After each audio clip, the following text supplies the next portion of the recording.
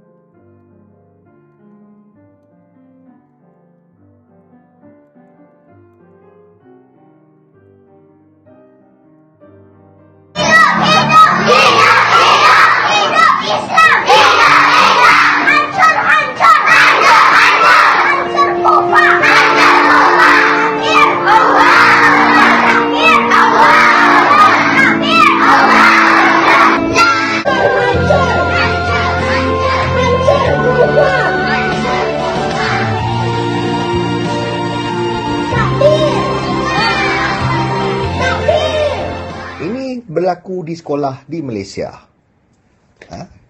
During sewaktu Minggu Solidariti Palestin.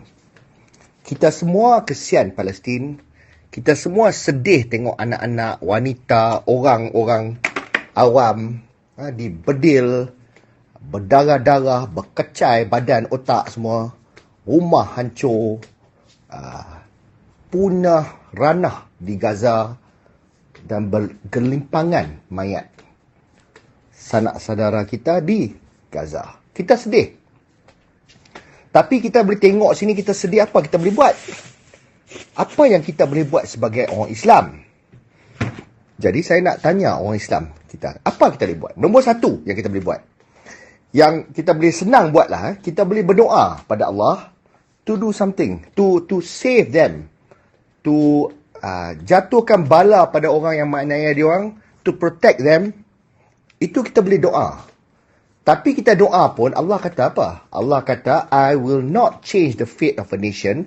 Aku tidak akan merubah nasib satu kaum ataupun rakyat ataupun negara, melainkan warga-warga dia, orang-orang dia, orang-orang negara itu merubah apa yang ada di dalam diri mereka sendiri. So, kita kena internalize, kita kena ilhami apa pada kita yang kena ubah. Apa yang kita kena ubah? Kalau kita minta saja, kita doa saja, tapi kita tak buat benda yang Allah expect, Allah nak kita buat, kita doa saja, apa akan berlaku? Kita sebagai ummah, sebagai jemaah, kena ubah nasib kita. Jadi kita doa tak apa, kita doa. Siapa yang percaya doa tu kan, doa saja boleh merubah, berdoa.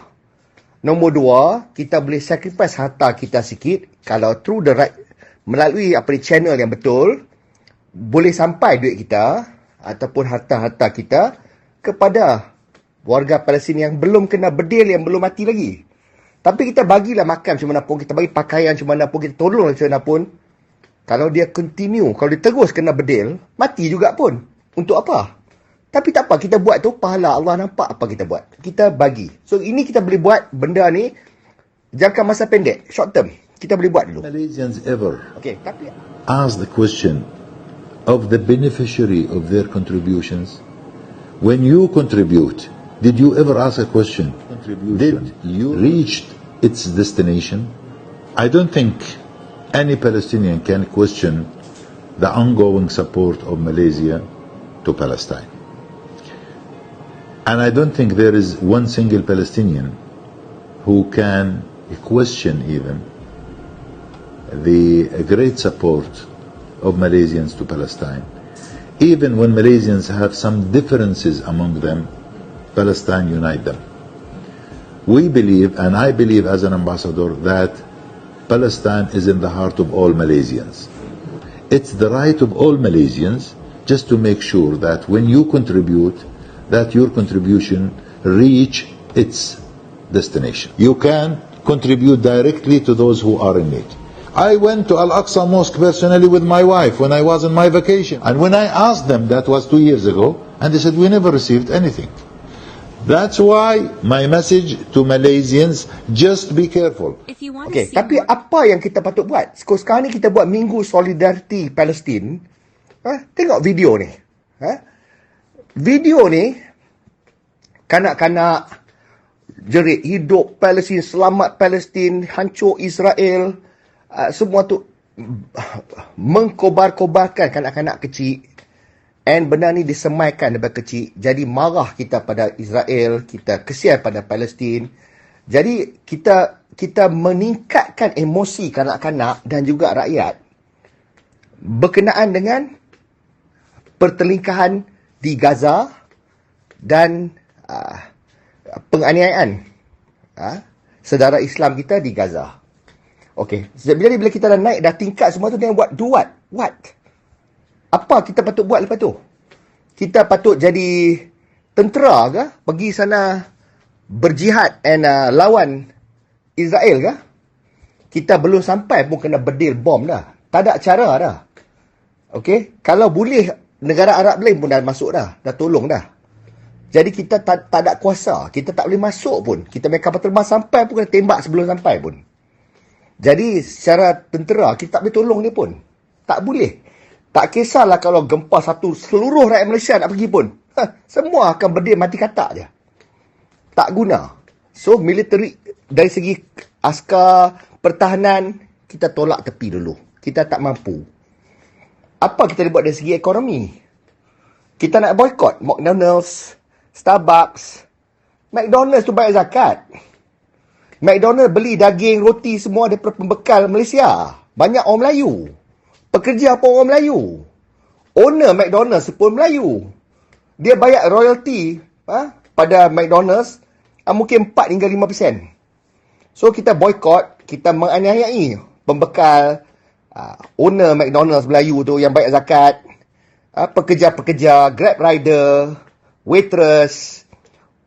Kita pun tak dapat makan. Kita sakitkan diri kita 95% pasal kita nak usik duit yang mungkin pergi pada Israel tu 5%. Berapa banyak McDonald's kat Malaysia ni? Berapa banyak McDonald's kat satu dunia ni? Jadi kita buat tu, kita memunahkan lagi kita punya negara. And McDonald's ini tak bagi duit pun pada Israel untuk beli peluru. Tak ada. Jadi kita boycott pun untuk apa? Apa beza dia? Pasal ekonomi kita kecil. Kita punya ringgit pun rendah.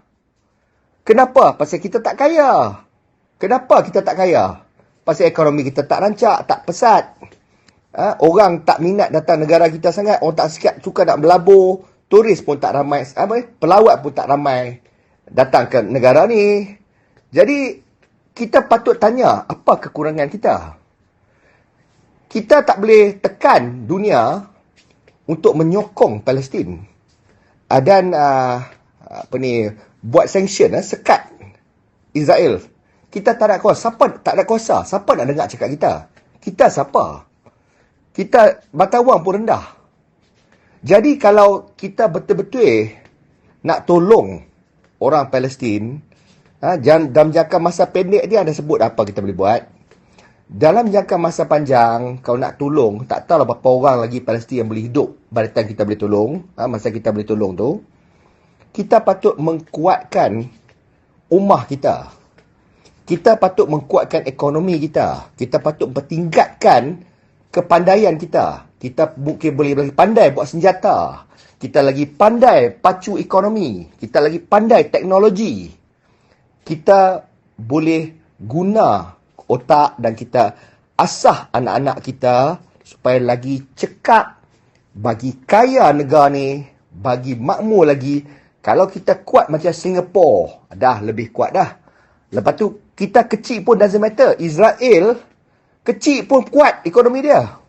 Kita pun patut bagi kuat. Kalau kita ekonomi kuat, mata wang kita kukuh, kita punya kuasa membeli kuat, kita boleh mengubah rupa ekonomi dunia. Kita boleh control certain things. Kita boleh sekat, kita boleh buat macam-macam. Dan kita boleh bantu semua saudara-saudara kita di seluruh dunia yang ditindas dan dianiayai. Bila kita kuat. Jadi, patutnya, kita kalau nak ada solidariti dengan Palestin, kita patut muhasabah diri, kita patut mengkuatkan, pertingkatkan kecekapan, kita punya kepandaian, integriti kita. Tahu integriti apa kan? Integriti ni maknanya kita punya, kita cakap benar, kita jujur, kita ikhlas, kita amanah, kita tak rasuah, kita jadi ummah yang terbaik, kita jadi ummah yang pandai, kita jadi ummah yang kreatif, yang boleh mereka macam-macam, kita jadi ummah yang maju. Itulah yang patut kita buat supaya kita kuat di persada dunia, supaya kita boleh, suara kita kedengaran dan kita boleh membantu kaum-kaum lain, kaum-kaum Islam lain di serantau, di seluruh penduduk dunia. Itu cara dia. Fikirkanlah, itulah kita boleh buat sekarang ni. Jadi jihad ni bermula di rumah kita. Jihad ni bermula di negara kita. Kita berjihad untuk mengkuatkan ummah dari segi ekonomi, dari segi ilmu, dari segi kesihatan, dari segi harmoni, kekeluargaan, kemasyarakatan. Kita pun berbilang kaum. Kita harmoni dengan kaum-kaum lain. Kita jadi disukai oleh negara-negara lain. Dan itulah cara kita menguatkan pengaruh kita. Dengan pengaruh kita lah, bila kita kuat lah, kita boleh mengubah bukan saja nasib kita, kita boleh mengubah nasib orang-orang yang memerlukannya. Itulah sebenar-benarnya solidariti Palestin. Kita mula dengan mengkuatkan diri, menggagahkan kita punya negara supaya pengaruh kita dapat mengubah nasib orang lain. So, saya haraplah ummah-ummah Malaysia ni, Muslim ni, nampak benda ni. Kita tak guna mengamuk, bakar bendera, pijak, kutuk Yahudi, ajar anak-anak kita membenci Yahudi. Untuk apa? Anak kita akan guna benda ni semua untuk apa? Untuk bunuh Yahudi? Macam mana? Itukah cara dia? Yahudi yang tak bersalah pada kita pun, kita nak bunuh kah? Kita nak boykot ke? Kalau kita boykot pun tak mau pakai Yahudi punya rekaan. Kita nak pakai apa? Kita adakah buat rekaan kita sendiri? Orang Islam yang rekaan. Berapa banyak? Buat tu dulu. Kita patut dapat menandingi dia orang supaya kita tak perlu dia orang dulu. Sekarang ni kita memerlukan dia.